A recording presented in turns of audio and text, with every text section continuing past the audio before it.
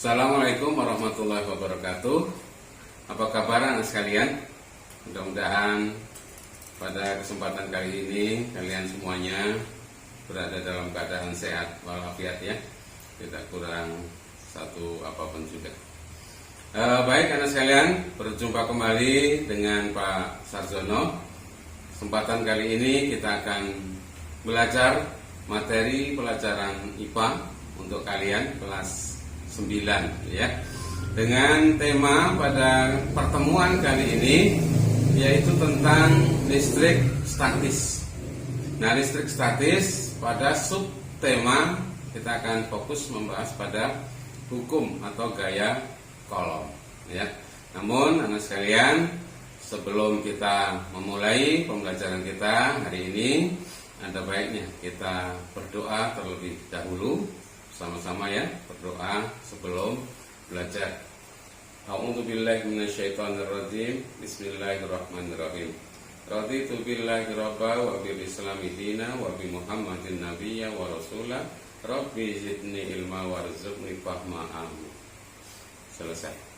Ya, baik anak sekalian, seperti yang sudah Bapak sampaikan tadi bahwa materi pada hari ini yaitu subtemanya hukum Coulomb atau gaya Coulomb merupakan bagian pembahasan dengan judul utama listrik statis ya. Materi-materi sebelumnya mestinya sudah dibahas tentang konsep atau pemahaman pengertian listrik statis. Nah, yang hari ini akan kita kaji adalah hukum atau gaya Coulomb yang ini pengalaman setiap tahun anak-anak selalu merasa kesulitan menyelesaikan soal terkait gaya atau hukum Coulomb. Nah, baik anak sekalian, kalau kalian masih ingat ya materi sebelumnya tentang gaya Coulomb atau hukum Coulomb, jadi ada teori penunjang yang harus terus kalian ingat kembali ya, seperti yang sudah dibahas sebelumnya. Yang pertama dikatakan bahwa dua benda bermuatan listrik yang sejenis muatannya jika didekatkan maka yang terjadi adalah akan tolak menolak. Itu yang pertama ya, sudah pernah ya dibahas kemarin. Yang kedua, dua benda bermuatan listrik tidak sejenis, berarti berbeda atau berlawanan jenis. Jika didekatkan yang terjadi adalah akan tarik menarik. Itu teori awal untuk bisa membahas lebih lanjut tentang hukum Coulomb. Nah, langsung masuk kepada hukum Coulomb. Seperti apa bunyinya? Nah, bunyi hukum Coulomb yaitu besar gaya tolak menolak. Tadi kan ada terjadi tolak menolak gitu ya kalau sejenis, ataupun gaya tarik menarik kalau berlawanan jenis bendanya didekatkan, sebanding, dikatakan sebanding, diberi tanda kutip ya supaya kalian lebih perhatian kenapa kok dibedakan dengan tanda kutip. Sebanding dengan besar masing-masing muatan benda itu ya, muatan listriknya, dan berbanding terbalik. Ini juga berbanding terbalik diberi tanda kutip supaya menjadi perhatian lebih. Dengan kuadrat jarak antara kedua benda bermuatan tersebut. Nah, itu ya. Jadi besarnya tarik menarik atau besarnya tolak menolak itu ditentukan oleh faktor atau unsur satu, seberapa besar muatan bendanya masing-masing itu. Yang kedua, seberapa jauh jarak antara kedua muatan tersebut. Nah, dari pernyataan seperti ini, hukum Coulomb ini nanti secara matematik hukum Coulomb dapat dirumuskan menjadi ya Fg sama dengan K dikalikan Q1 dikalikan Q2 dibagi R pangkat 2 atau R kuadrat. Nah, ini ya, jadi kalau disesuaikan dengan kalimat tadi bahwa besarnya gaya Coulomb atau gaya tarik menarik ataupun tolak menolak akan sebanding. Sebanding itu yang berada di atas garis ini Berarti Q1 dan Q2 itu, yaitu besarnya muatan listrik masing-masingnya. Dan berbanding terbalik. Kalau berbanding terbalik berarti nanti yang disebutkan berada di bawah tanda bagi. Yang berada di bawah tanda per atau bagi adalah R-nya. R itu menyangkut jarak antara kedua muatan benda itu. Nah, keterangannya apa itu Fg? Fg adalah besarnya gaya kolom yang kita bahas hari ini. Satuannya apa? Gaya kolom dinyatakan dengan satuan N atau Newton. Q1 menyatakan besarnya muatan listrik benda pertama. Satu berarti benda ke satu. Satuannya apa? C. C ini singkatan dari kolom. Q2 menyatakan besar muatan benda kedua, sama juga dinyatakan dalam satuan kolom. Sedangkan R itu menyatakan jarak antara kedua benda, nanti dinyatakan dalam satuan meter. Ada lagi unsur K. K ini adalah konstanta pembanding, nilainya selalu tetap. Berapapun Q1, Q2 ataupun R-nya, nanti K selalu nilainya 9 kali 10 pangkat 9 Newton meter pangkat 2 per C pangkat 2 atau kolom pangkat 2. Ini sudah ketetapan. Nah, selanjutnya kita akan coba terapkan rumus yang ada ini tentang hukum kolom ini pada sebuah soal ya. Satu dulu, nanti kalau sudah kita selesaikan bisa kita tambah lagi soal berikutnya. Seperti apa contoh soalnya? Dua muatan sejenis. Nah, ini sudah ada kata sejenis. Berarti kalau sejenis nanti yang terjadi gayanya adalah pasti tolak menolak gitu ya, walaupun tidak disebutkan di sini. Tapi sudah disebutkan sejenis. Besarnya masing-masing Q1 ini 2 kali 10 pangkat min 6 kolom. Dan yang kedua itu berarti Q2-nya 6 kali 10 pangkat min 4 kolom. Jika jarak kedua muatan, dua benda ini terletak sejauh atau berjarak 6 cm, berapakah gaya kolom yang dialami kedua muatan tersebut? Nah, ini salah satu contoh soal seperti ini tentang hukum atau gaya kolom. Nah, dari soal ini tentu akan kita selesaikan ya. Seperti apa penyelesaiannya? Kita akan pergunakan papan tulis yang berikutnya karena ini sudah habis ya. Pakai, kita angkat.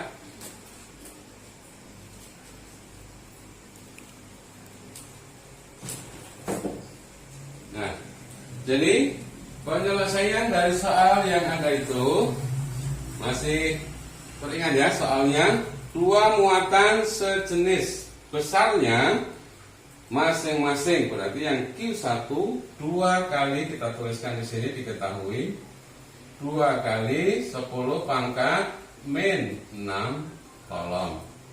Kemudian yang benda kedua juga sudah dituliskan di sana atau dinyatakan besarnya 6 kali 10 pangkat min 4 kolom.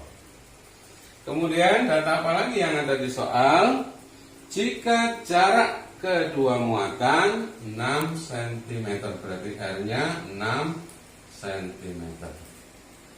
Kemudian kalau K sudah pasti tadi dikatakan berapapun nilai Q1, Q2 ataupun R, ternyata K-nya adalah selalu 9 kali 10 pangkat 9 Newton meter pangkat 2 per kolom pangkat 2. Nah, ini yang diketahui sudah kita tuliskan semuanya. Kemudian yang ditanyakan apa dari soal itu adalah besarnya gaya kolom atau Fg-nya. Maka kita lanjutkan menjawabnya. Langkah pertama harus melihat satuan-satuannya disesuaikan. Yang belum pas satuannya adalah bagian R. Kalau tadi kan sudah dinyatakan di sana ya, di keterangan sana bahwa Fg nanti satuannya Newton, Q1 dalam satuan kolom sudah. Kemudian R jarak itu mestinya dalam satuan meter. Masalahnya di sini adalah R masih dinyatakan dalam satuan sentimeter. Berarti kita harus rubah terlebih dahulu R yang asalnya 6 cm dirubah menjadi satuan meter. Di sini langkah pertama. Ubah dulu R-nya dari satuan sentimeter menjadi meter. Masih ingat kalian caranya? Kalau 6 cm itu berapa meter? Nah, ini kaitannya dengan pelajaran matematika ya. Mungkin waktu SD juga sudah pernah disampaikan, ada yang naik turun tangga seperti ini. Kalau naik satu tingkat atau satu tangga diapakan, kalau turun diapakan, ya masih ingat. Nah, kalaupun tidak, langsung kita ingatkan ya, bahwa pada tangga seperti ini untuk mengubah atau konversi satuan panjangnya, kalau turun satu kali maka dikali 10. Sedangkan kalau naik dibagi 10. Ya, masih ingat ya. Nah, sekarang yang akan dirubah dari sentimeter menjadi meter. Dari senti menjadi meter. Berarti naik. Berapa kali naiknya? Hitung aja dari senti ke desi, berarti naik 1. Dari desi juga harus naik lagi supaya menjadi meter, naik lagi jadi 2. Ya, berarti naiknya 2 kali. Karena naik 2 kali berarti dibaginya setelah dibagi 10, dibagi 10 lagi. Berarti sama saja kalau dibagi 100. Maka di sini R yang 6 cm harus dibagi 100. Itu menjadi meter. Nah, karena yang lain dinyatakan dalam bentuk bilangan berpangkat, bukan pembagian, maka coba kita rubah lagi. Dari 6 dibagi 10, dibagi 100 ini dirubah lagi menjadi 6. Ini tadinya dibagi, sekarang kita rubah menjadi kali. 100 itu artinya 10 pangkat 2. Karena ini dibagi dirubah menjadi kali, pangkatnya menjadi negatif. Nah, itu ya. Jadi harus tahu bahwa 6 dibagi 100 bisa juga dinyatakan menjadi 6 kali 10 pangkat min 2. Ini sudah meter satuannya. Nah, R-nya sudah berubah dari senti menjadi meter. Nah, selanjutnya berarti memasukkan data-data yang ada, yang sudah diketahui tadi ke dalam rumusnya. Rumusnya adalah FC sama dengan K kali Q1 kali Q2 dibagi R-nya pangkat 2. Nah, kita salin di sini rumusnya. FC K Q1 kali Q2 dibagi R pangkat 2. Masukkan datanya atau angkanya. K-nya berapa? 9 kali 10 pangkat 9 Newton meter pangkat 2 per kolom pangkat 2. Titik atau dikali. Titik itu maksudnya dikali ya.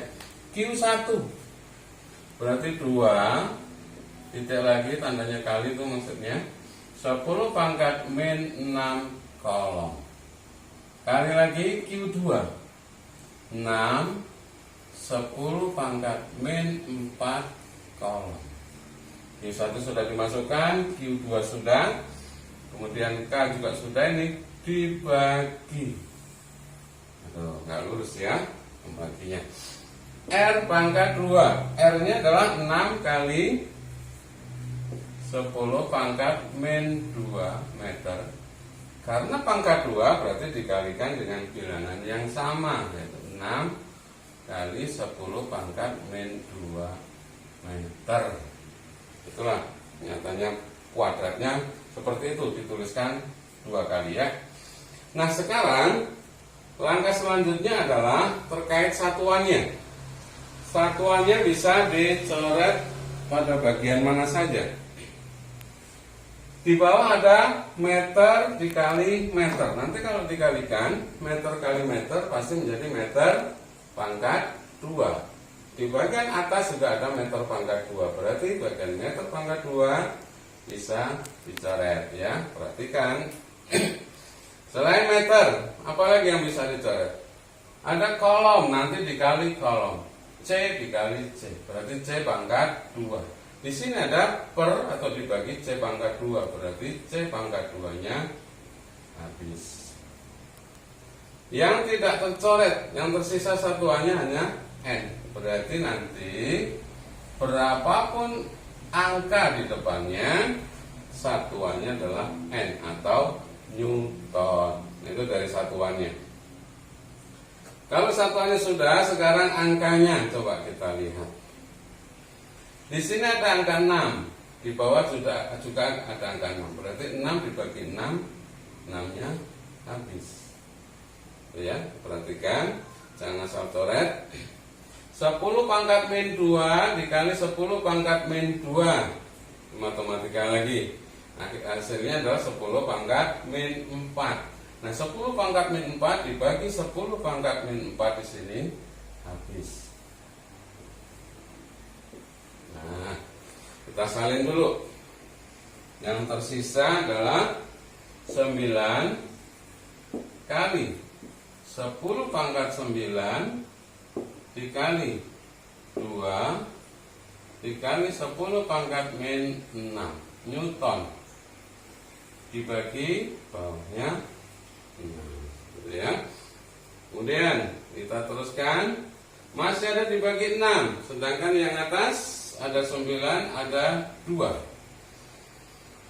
Mana yang mau dicoret? Apakah dikalikan langsung baru dibagi 6? Boleh. Atau 2 dengan 6 dicoret juga boleh. Kalau kita sudah tahu 9 kali 2 ini 18. 18 dibagi 6 berarti 3. Kemudian 10 pangkat 9 dikali 10 pangkat min 6.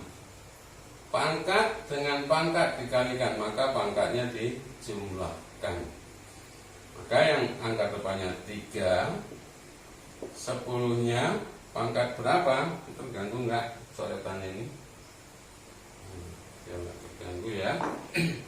10 pangkat punya 9 utang 6 berarti masih 3 positif Newton. Nah, inilah jawabannya. Berarti besarnya gaya kolom pada kedua muatan itu adalah 3 kali 10 pangkat 3 Newton. Nah, itu anak sekalian, salah satu contoh untuk hitungan gaya kolom. Perlu kalian ketahui, soal seperti ini adalah soal yang masih kategori sangat standar atau sangat mudah. Jangan berharap nanti di ulangan-ulangannya soalnya hanya seperti ini. Ya, walaupun semua tetap rumusnya sumbernya sama, tetapi nanti biasanya soal ulangannya atau ujiannya itu sudah divariasikan. Tetapi kalau untuk contoh soal yang sudah ada ini, ya kira-kira beginilah caranya. Nah, itu ya. Mudah-mudahan bisa dipahami untuk tahap awal ini. Nanti pada pertemuan selanjutnya nanti sekalian bisa kita bahas lagi soal-soal berikutnya masih terkait hukum atau gaya kolom. Demikian anak sekalian materi pembelajaran kita hari ini. Kurang lebihnya Bapak mohon maaf. Assalamualaikum warahmatullahi wabarakatuh. Sampai jumpa.